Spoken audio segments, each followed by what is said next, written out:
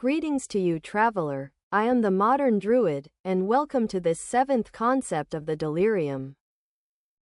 This time, we won't be discussing a concept from Bernard Stiegler, but a more personal concept, one that arose during our reflections on Stiegler work. We've called this concept bourgeoizification.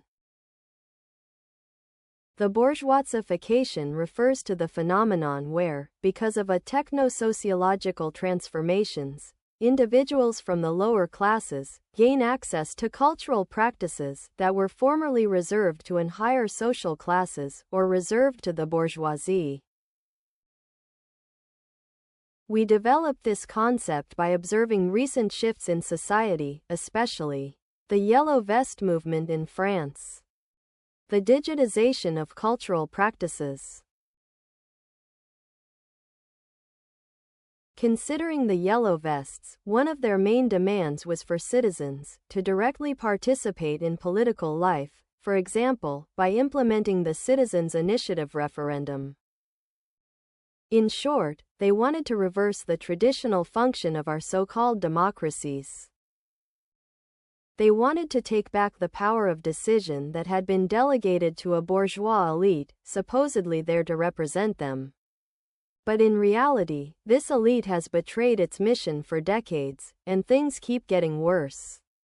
We see this clearly through violent repression of popular will, climate inaction, the dismantling of public services and state finances. This betrayal is obvious to all now. But, from our perspective, the Yellow Vest movement signaled a desire to replace the elites, not only because they had failed, but also because the people themselves had changed. In our view, these protests reflected a new political maturity among the general population. And for us, this maturity is partly due to the rise of the web, which entered the public domain around 1993. Indeed, thanks to digitization, citizens, especially those from the lower classes, now have access to knowledge and information in ways that were previously unimaginable.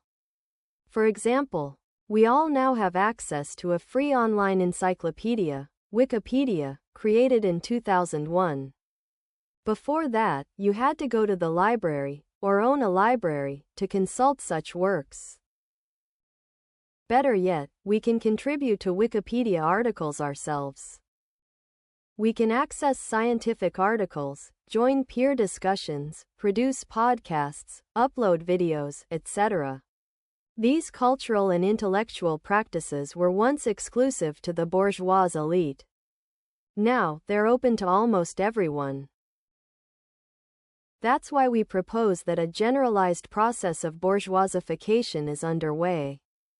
Today, almost anyone can access the cultural practices of the former bourgeoisie. And this challenges many of the arguments we made earlier about proletarianization, symbolic misery, and spiritual misery.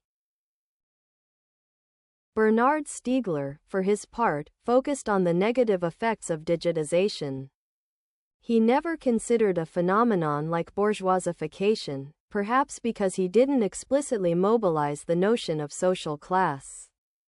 So he could imagine a highly educated person losing knowledge due to digital media. But he didn't consider that someone of low social status could, on the contrary, gain knowledge and cultural capital through the very same technologies. Yes, Facebook and Twitter might seem like awful, even stupid platforms. But for someone who previously had nothing to express oneself publicly, they're better than nothing, as tools for expression and publication. This is maybe especially true in the global south, the so-called developing countries or former colonies. In these contexts, the impact of digitization, and of bourgeoizification, might be even more profound.